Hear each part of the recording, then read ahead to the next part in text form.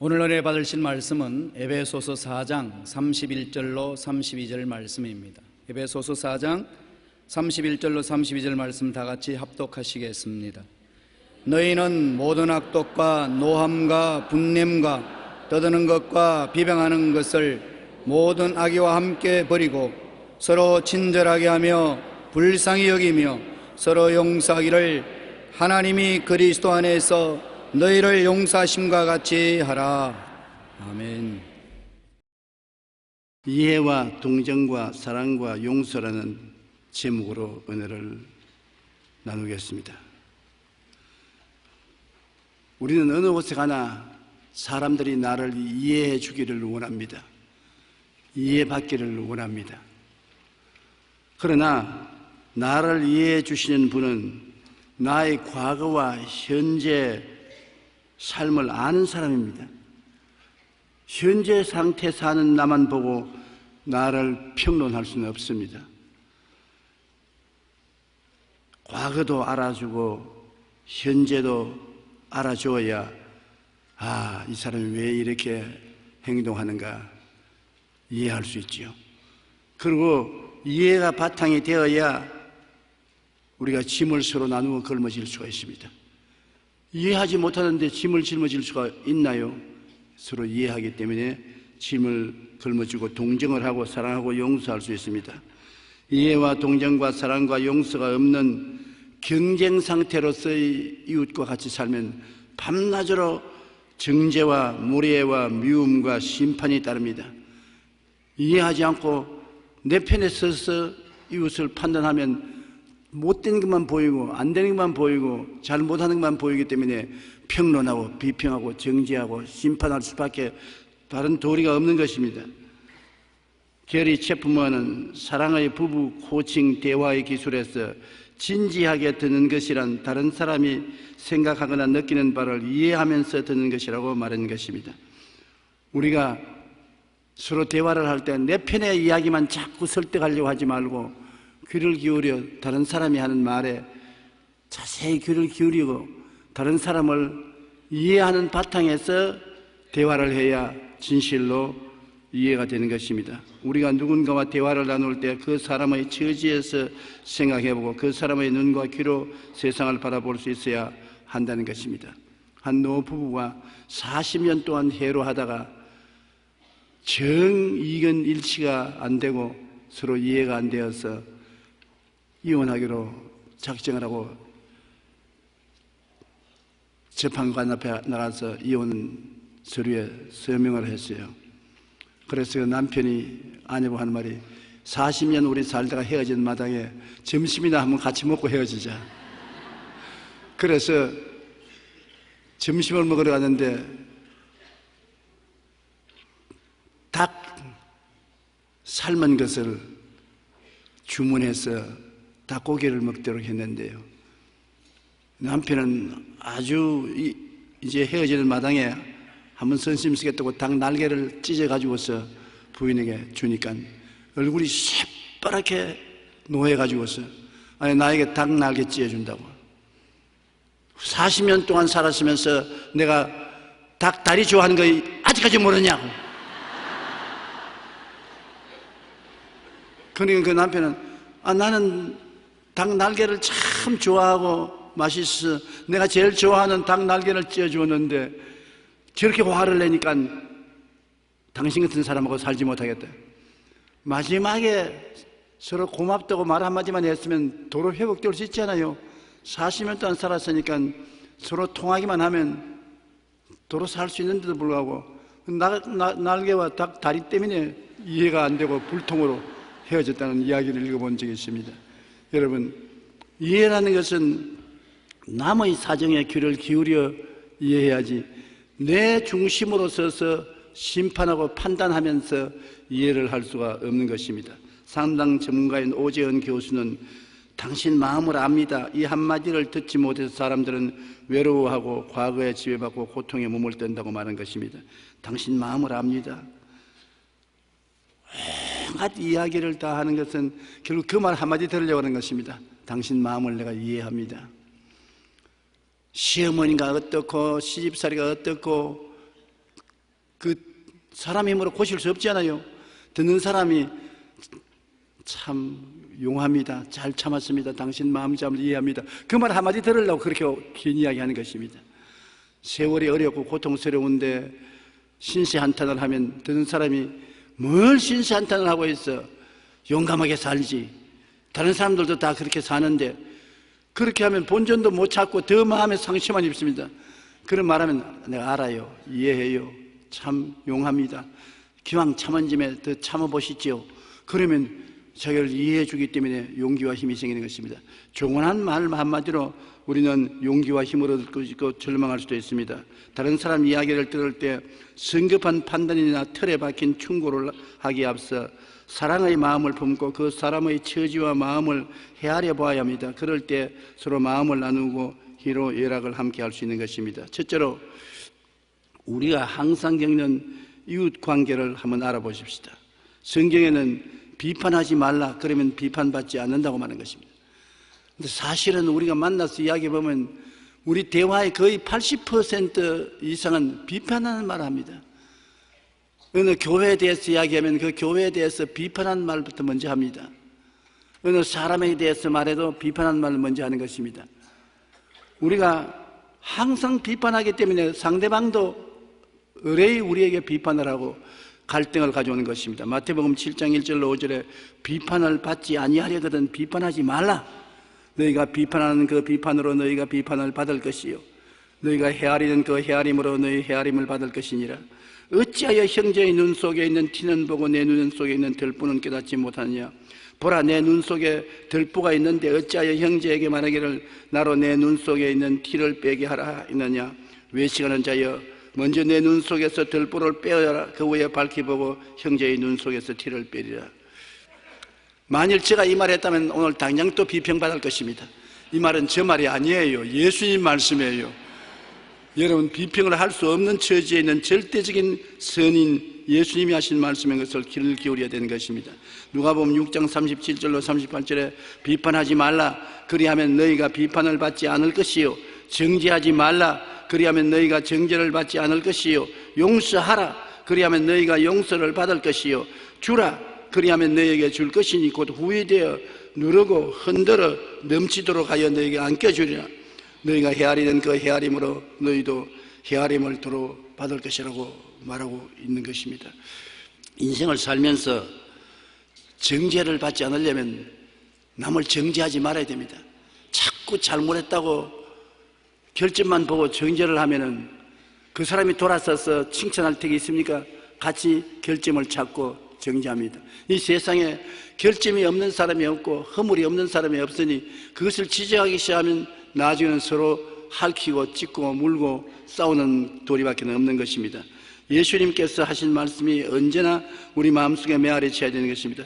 너희 중에 죄 없는 자가 먼저 돌로 쳐라. 이 얼마나 장엄한 말씀인 것인가. 이게 아주 한 사람에게 운명을 걸어놓은 사건입니다.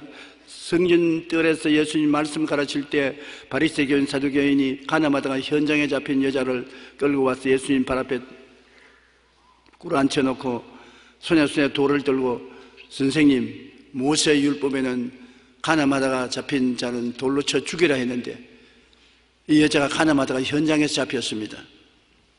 당신은 어떻게 하겠나이까? 만일 예수님이 돌로 치지 말라고 했다면 예수님이야말로 이단이다. 모세의 율법을 거역하는 자는 이단이 아니고 뭐냐, 우리 선생이 될 수 없다고 말할 것입니다. 자신만만했습니다. 이젠 예수님 잡았다고 생각했었습니다. 그런데 예수님께서 그 사람들을 둘러보시고 난 다음 너희 중에 죄 없는 자가 먼저 돌로 쳐라. 치지 말라고 말 안 했습니다. 율법대로 하라. 그러나 너를 먼저 살펴보고 난 다음에 율법대로 시행하라. 네가 죄 없으면 그 여자를 돌로 쳐라.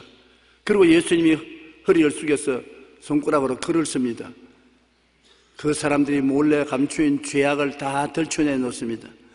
어깨너머로 예수님 손가락에 쓴 글을 읽은 바리새 교인, 사두개 교인들은 한 사람도 남김없이 돌멩이를 떨어뜨려 놓고 다 집으로 돌아가고 말았습니다. 나중에 예수님께서 그 여자의 고개를 들라 너를 정죄하는 자가 있느냐? 휘둥그레진 눈을 가지고서 살펴보니 아무도 없거든. 아무도 없습니다.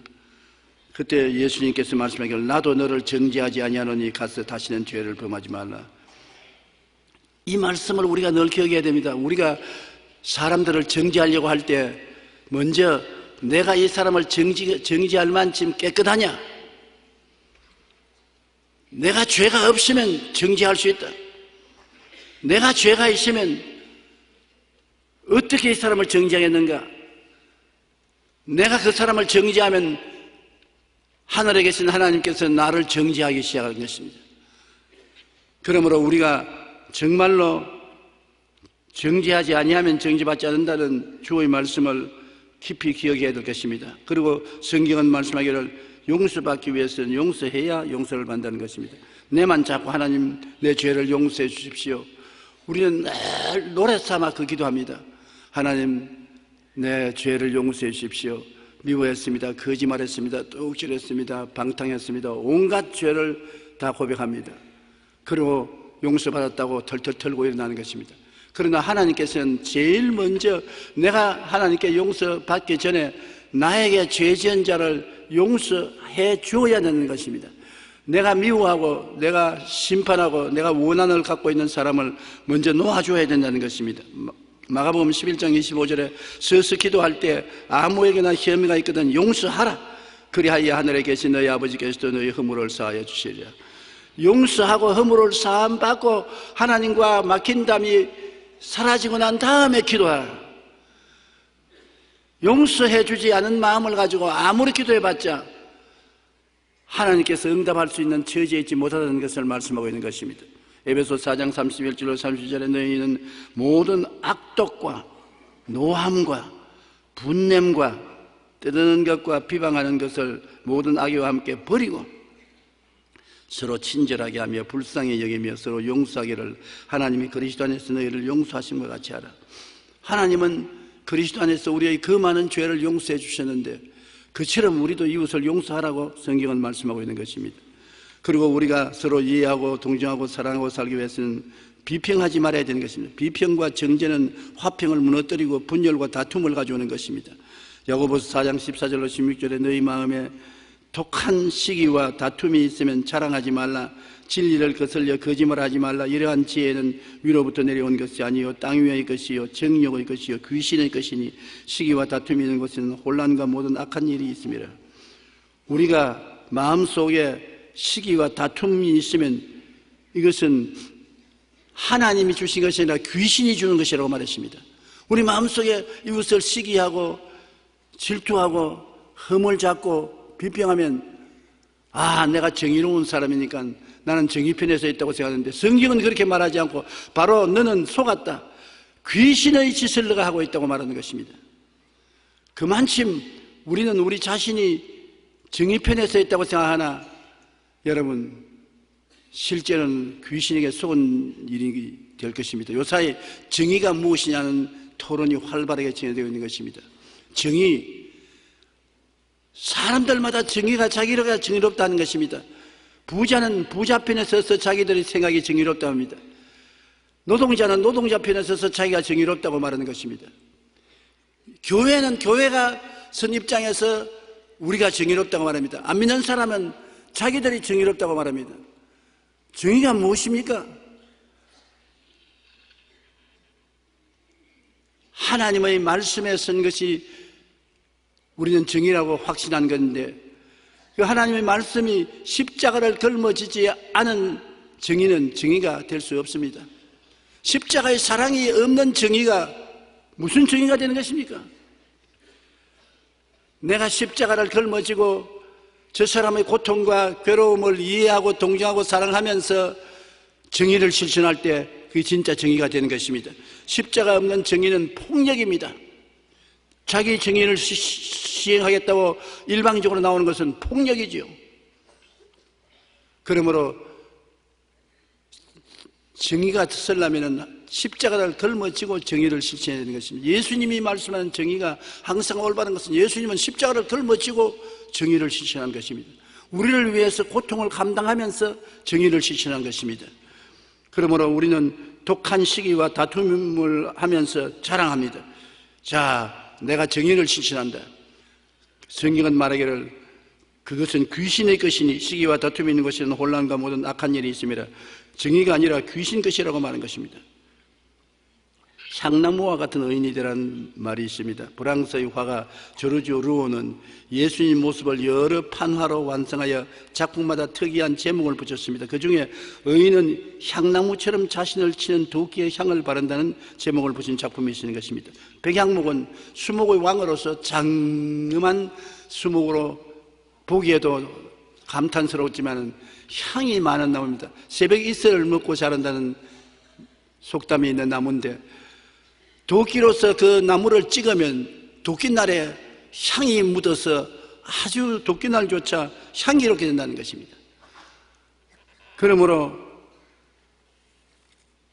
우리는 남을 심판하는 심판을 받으면서도 그 심판하는 사람의 칼날 같은 입술에 향을 묻혀서 보내는 뜻을 의미한다고 말합니다. 손양원 목사 보십시오.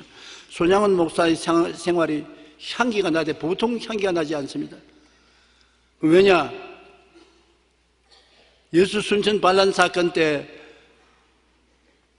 고등학교 학생인 자기 아들을 쏴 죽인 아들 살인자 두 사람을 자기가 받아들여서 친자식으로 삼았습니다.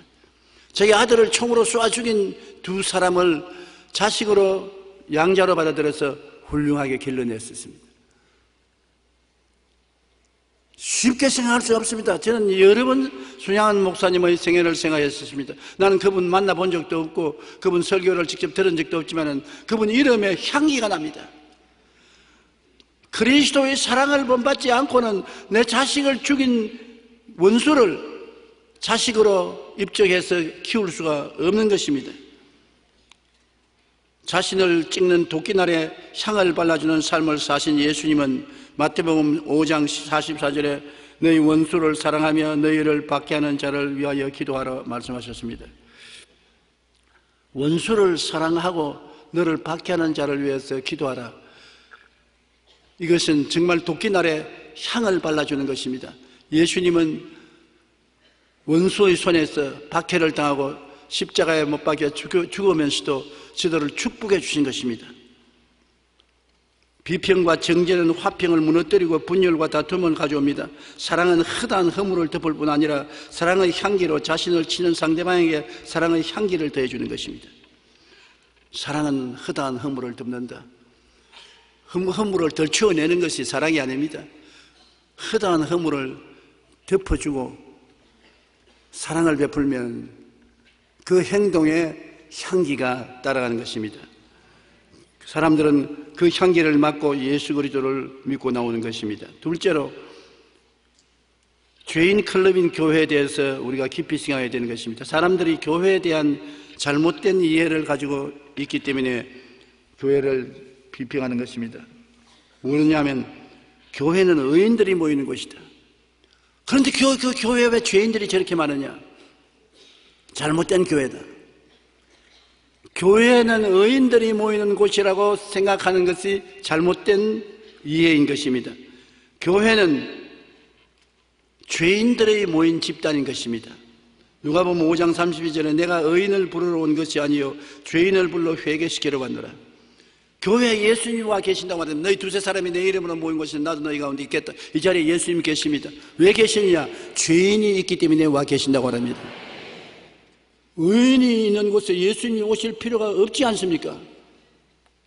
여러분 개인적으로 생각해 보십시오. 여러분 의인이면 예수님 필요합니까? 죄인이기 때문에 예수님이 필요하지 않습니까?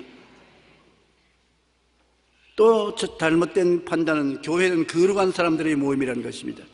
교회는 세상에 흠도 없고 점도 없는 사람들이 모이는 곳이라.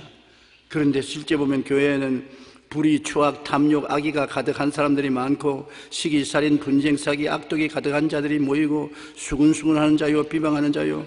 교회 교인들 두세 사람 모이면 수군수군 아무 목사가 이랬더라, 아무 장로가 이랬더라, 아무 권사가, 집사, 그저 모이면 수군수군하고 비방하고.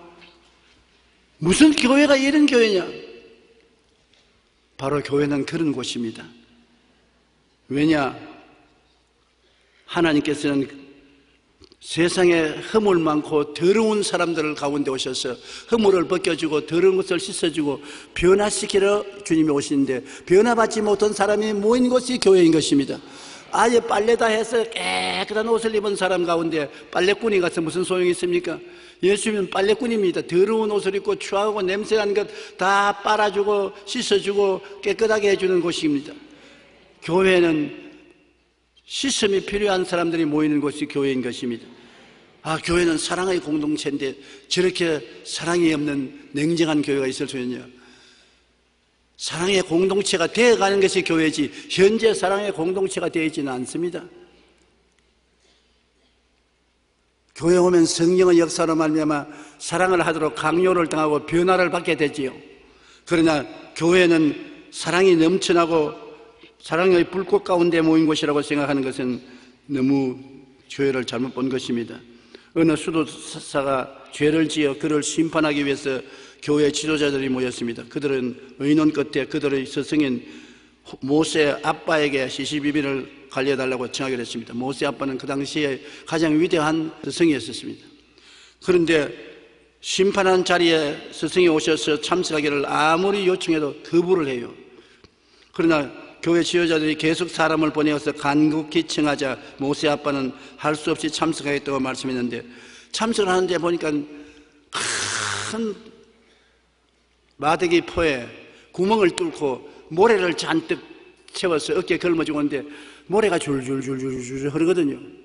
선생님, 오늘 죄인을 심판하는 자리에 모셨는데 모래 주머니를 걸머쥐고 모래를 줄줄줄 흘리면서 하면 어떻게 합니까? 내가 모래 주머니 걸머졌나? 돌아보세요. 모래가 줄줄줄 흐르잖아요. 그래. 나는 평소에 죄짐을 걸머쥐고 사는 인생이라 죄가 줄줄 흐르면서도 있는 줄 몰랐네. 그럼 내가 여기 와서 죄를 심판할 자리가 아니구나. 난 죄가 없는 줄 알고 왔는데 내가 죄가 있으니까 내가 심판 못하겠으니 너희들이 해라고 돌아서는 바람에 거기 있던 사람들이 다 크게 충격을 느꼈습니다. 자기 죄를 등 뒤에 짊어지고 줄줄 흘리고 다니면서 자기 죄는 안 보고 나무 죄만 보거든. 자기 죄는 보라면 자꾸 돌아가면 안 보이죠. 왜? 자기 죄는 다 등 뒤로 던져놓습니다. 앞에 안 줍니다. 그러니 자기 죄는 안 보이고 나머지 죄는 다 앞에 보이거든. 요것 봐라, 저것 봐라, 저것 봐라. 우리는 남을 비평하기 전에 자기를 호구되게 비평할 수 있어야 되는 것입니다. 모세 아빠가 한 말은 내 죄가 모래처럼 많아서 내 뒤로 흘러내리고 있는데도 나는 그 죄들을 보지 못하고 오늘 그것을 걸머진 채 다른 사람을 심판하러 왔으니 내 스스로가 잘못되었다. 교회 지도자는 스승의 말에 크게 뉘우쳐 잘못을 저지른 사람을 더 이상 문책하지 않고 용서하기로 했다는 것입니다. 많은 사람들이 교회는 의인의 모임이고 거룩한 사람들의 모임이며 사랑의 공동체라고 알고 있습니다. 그러나 교회는 죄와 허물 가운데 하나님의 은혜 없이는 스스로 자라지도 살 수도 없는 사람들이 모인 곳입니다.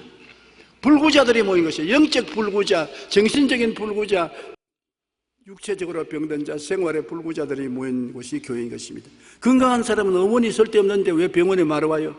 병원에 가보십시오. 사람들이 얼마나 많이 놀랄 일입니다. 정말로 서울대학병원 위주에서 여러 가지 병원이 많은데 병원에 가보면 아침부터 저녁까지 사람들이 그렇게 많아요. 왜? 병든 자가 그렇게 많기 때문에 교회를 찾아오는 것입니다. 그곳에 가보십시오. 병 안 든 사람 교회 와서 서성거리지 않습니다. 보호자는 따라왔을지 몰라도 다 병든 자가 와 있는 것입니다. 오늘날 교회는 영적으로 병든 자들이 와 있는 것입니다. 영적으로 심적으로, 육체적으로, 생활적으로 병든 자들이 와 있는 것입니다. 왜? 병든 자를 고치는 예수님이 교회에 와 계시기 때문인 것입니다.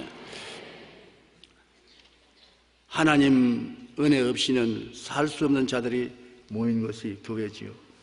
율법으로는 도저히 완전한 사람이 될 수 없고 하나님 은혜가 있어야 살 수 있는 사람들이 교회에 모여오는 것입니다. 스스로 성장하지 못하고 스스로 행복하지 못한 사람이 주님 도움을 받아서 성장하고 행복하려고 오는 것이 교회고, 자기 힘으로 희망이 없는, 절망이고 소망이 없는 자가 교회에 와서 희망을 얻으려고 찾아오는 것입니다. 마태복음 11장 28절에 교회는 누가 오는 것이냐? 수고하고 무거운 짐진 자들이 오는 곳이라고 말했습니다. 수고하고 무거운 짐이 없으면 교회에 올 필요 없어요. 왜? 교회는 주님이 수고하고 무거운 짐진 자들 다 내게로 와서 내게 짐 내려놔라, 짐 맡기는 곳이 교회인 것입니다. 그러면 수고하고 무거운 짐이 없는데 교회 왜 찾아와요? 이사야 55장 1절에 오라 너희 모든 목마른 자들아 물로 나오라, 돈 없는 자도 오라. 목마른 자, 돈 없는 자, 이런 사람들이 모이는 것이 바로 교회라는 것을 우리가 이해해야 되는 것입니다. 고린도전서 1장 26절로 29절 여러분 자세히 한번 들어보세요. 교회에 어떤 사람이 있는지. 형제들아 너희를 부르심을 보라. 육체를 따라 지혜로운 자가 많지 아니하며 능한 자가 많지 아니하며 문벌 좋은 자가 많지 아니하도다. 그러나 하나님께서 세상에 미련한 것들을 택하사 지혜 있는 자들을 부끄럽게 하려 하시고 세상에 약한 것들을 택하사 강한 것들을 부끄럽게 하려 하시며 하나님께서 세상에 천한 것들과 멸시받는 것들과 없는 것들을 택하사 있는 것들을 폐하려 하시나니 이는 아무 육체도 하나님 앞에 자랑하지 못하게 하려니라. 그러니 이 성경에 보면 교회는 누가 모이는 곳입니까? 지혜 없는 자, 능한지 못한 자, 문벌이 좋지 않은 자, 미련한 자들, 약한 자들, 천한 자들, 멸시받는 자들, 없는 자들, 이런 사람이 모인다고 했었습니다.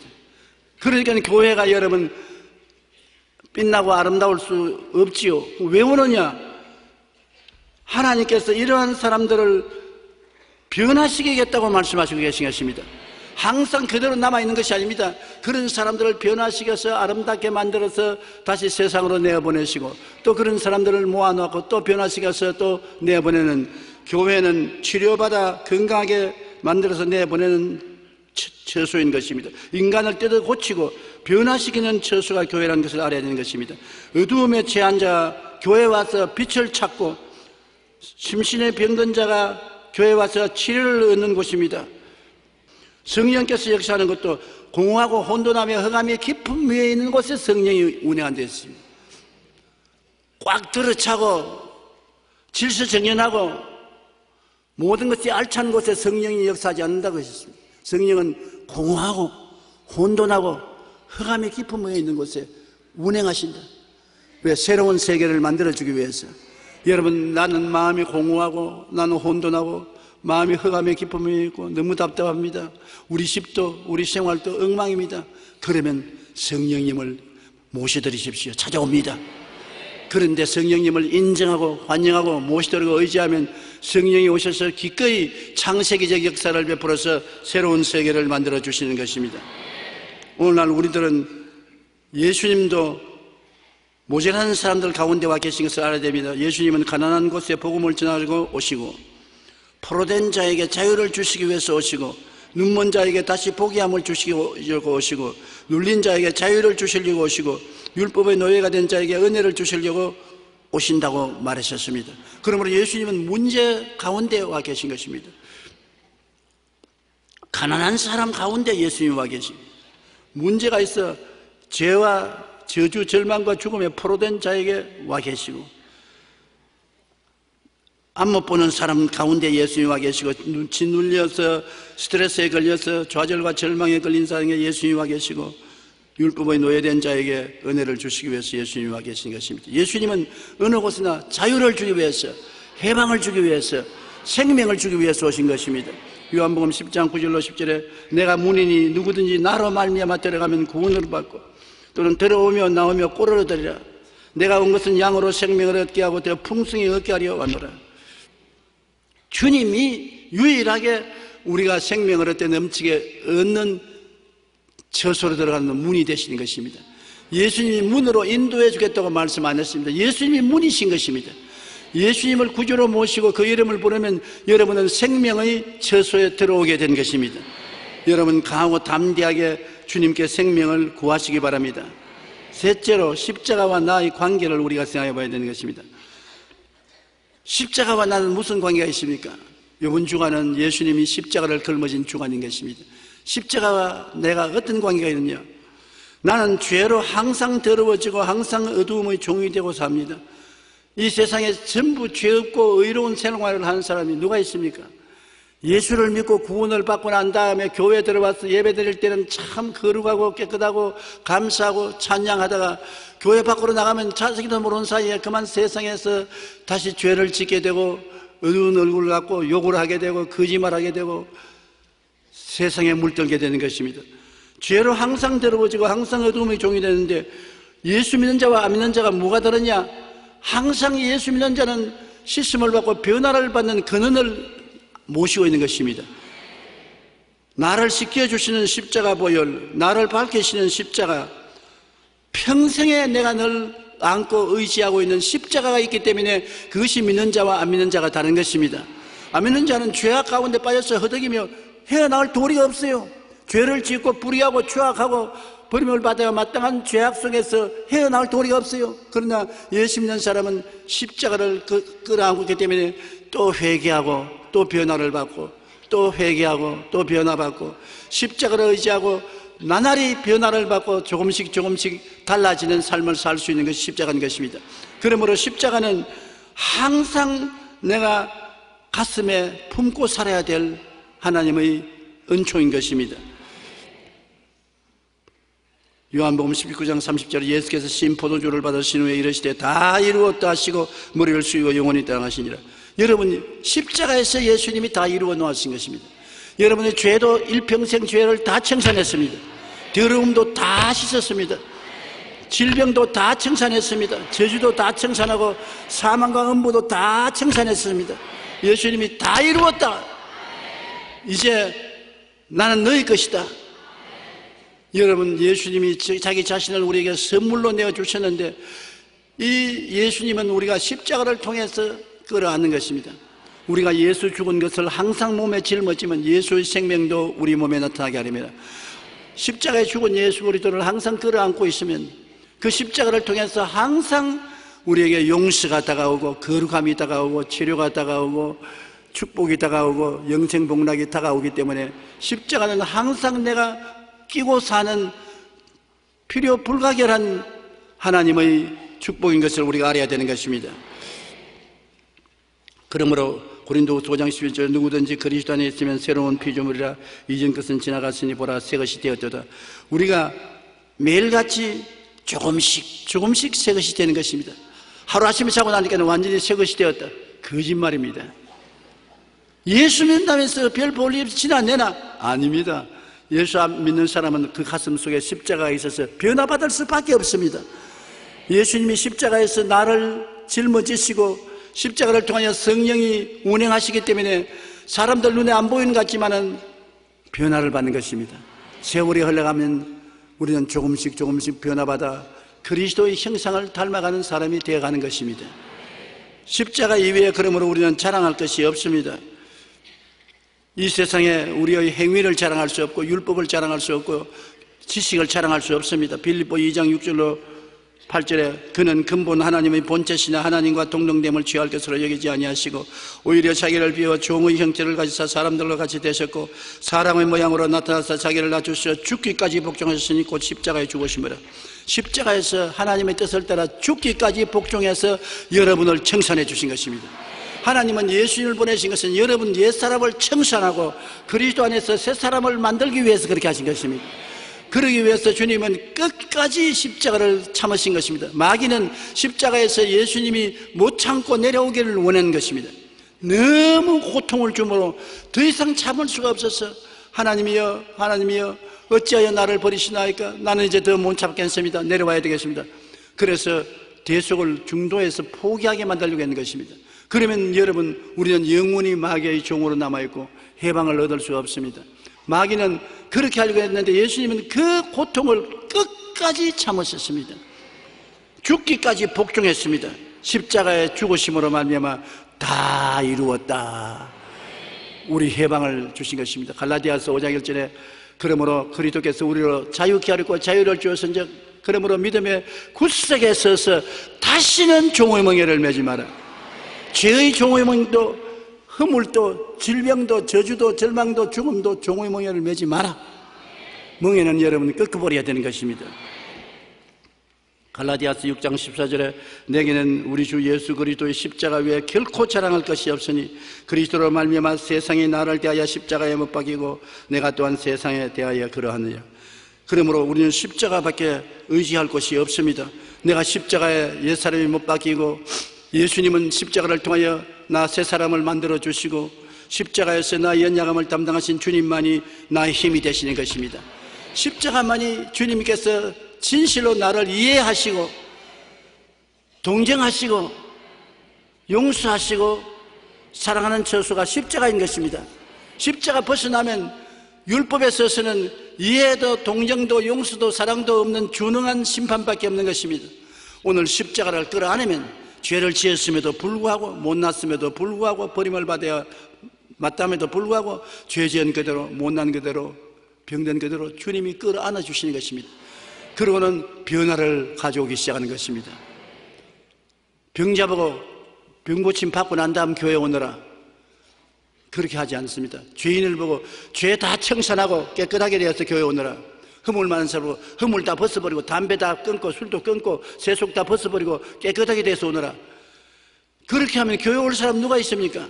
죄 있는 그대로, 병든 그대로, 허물진 그대로, 못난 그대로, 빈손은 그대로 수고하고 무거운 짐진 자들은 다 교회로 오라. 다 예수께로 오라. 십자가에서 내가 너를 위해서 다 이루어 놓았다. 나를 모셔드리면 내가 너희 안에 들어가서 합법적으로 너를 변화시켜 주마. 이제는 합법적으로 변화시킬 수 있는 것은 예수님이 대신 갚았기 때문에 합법적으로 우리에게 들어와서 보혈과 성령의 능력으로 우리를 변화시킬 수가 있는 것입니다. 그러므로 이사야 49장 10월처럼 여인이 어찌 그 젖 먹는 자식을 잊겠으며 자기 태에서 난 아들을 긍휼히 여기지 않겠느냐. 그들은 혹시 잊을지라도 나는 너를 잊지 아니할 것이라. 십자가에 몸짓고 피 흘려서 우리를 구원하신 주님께서 말씀하시는 것입니다. 젖 먹는 자식을 어머니가 긍휼히 여기지 않겠느냐. 어머니가 젖 먹는 자식을 잊을지라도 나는 너를 잊지 않는다. 얼마나 강렬한 대화의 말씀이십니까? 시편 27편 10절에 내 부모는 나를 버렸으나 야훼는 나를 영접하시려고 말씀하신 것입니다. 그래서 여러분, 십자가 은혜를 떠나서는 살 수가 없습니다. 한번 따라 말씀해주세요. 십자가 은혜를 떠나서는 살 수가 없습니다. 에베소 2장 8절에 너희는 그 은혜에 의하여 믿음으로 말미암아 구원을 얻었나니 이것이 우리에게서 난 것이 아니요 하나님의 선물이라. 십자가를 통한 선물을 받아서 우리가 살고 있는 것입니다. 고린도후서 6장 1절 2절에 우리가 하나님과 함께 일하는 자로서 너희를 권하노니 하나님의 은혜를 헛되이 받지 말라. 이르시되 내가 은혜 베풀 때 너를 듣고 구원의 날에 너를 도왔다 하였으니 보라 지금은 은혜 받을 만한 때요 지금은 구원의 날이라. 주님이 한량없는 은혜를 베풀어 주셨으니 우리 찬송 한 장 불러보십시다. 하나님의 은혜.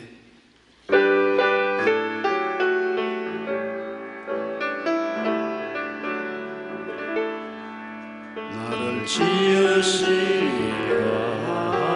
하나님, 나를 부르시리가 하나님, 나를 보내시니도 하나님, 나의 나 된 것은 다 하나님의 은혜라. 나의 나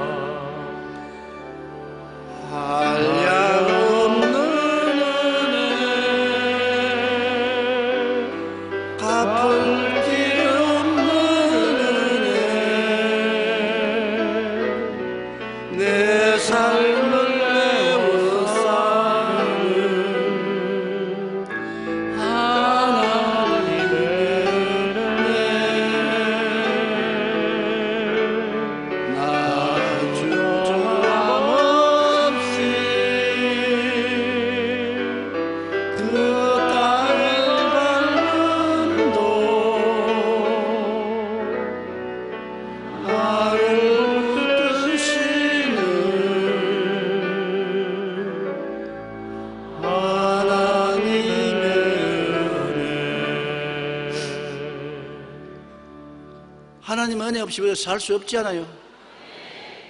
죄를 지어도 하나님 은혜가 나를 구원해 주시고, 약할 때도 하나님 은혜가 나를 붙들어 세워주시고, 의롭게 살 때 축복을 받게 하는 것도 하나님 은혜가 해주시고, 그리스도 안에서 하나님 은혜가 넘쳐나고, 그리스도 밖에는 은혜를 찾을 수가 없습니다. 그리스도 밖에는 이해와 동정과 용서와 사랑이 없습니다. 갈보리 십자가에서만이 이해와 동정과 용서와 사랑이 넘쳐나고, 그 은혜 속에 우리가 한평생을 살게 되는 것입니다. 내 생명이 변화되는 곳은 바로 그 갈보리 십자가 밑에서 생명이 변화됩니다. 십자가의 나에 대한 주님의 이해와 동정과 용서와 사랑이 성령으로 부음받아 난 그리스도의 모습을 따라 조금씩 변화되어 가고 있는 것입니다. 여러분, 힘과 능으로 변화되는 것은 아닙니다. 변화되겠다고 결심을 하지만은 실천할 힘이 없습니다. 내가 십자가 밑에 나가서 십자가를 걸어가려면 예수 그리스도의 은혜가 용서와 성령을 통해서 우리를 변화시켜 주시는 것입니다. 로마서 8장 29절로 30절에 하나님이 미리 아신 자들을 또한 그 아들의 형상을 본받게 하기 위하여 미리 정하셨으니 이는 그로 많은 형제 중에서 맏아들이 되게 하려 하심이라. 또 미리 정하신 그들을 또한 부르시고 부르신 그들을 또한 의롭다 하시고 의롭다 하신 그들을 또한 영화롭게 하신다니라. 예수 그리스도의 형상을 본받는 것이 하나님의 최후의 목적인 것입니다. 은혜를 베풀어서 우리로 하여금 매일매일 변화를 받아 결국에는 예수 그리스도의 형상을 담게 하는 것이 하나님의 뜻인 것입니다. 십자가 없는 영광은 또 다른 멍해입니다. 아무리 종교가 좋아도 십자가 없는 종교는 또 멍해입니다. 사랑이 좋아도 십자가 없는 사랑은 또 다른 멍해입니다. 아무리 위대하고 훌륭한 사람도 십자가 없는 위대와 훌륭한 하나님이 보낸 사람이 아닌 것입니다. 우리는 오직 십자가 밑에 나와 새 생명, 새 희망을 얻게 되는 것입니다. 십자가 이외에는 자랑할 것이 결코 없는 것입니다.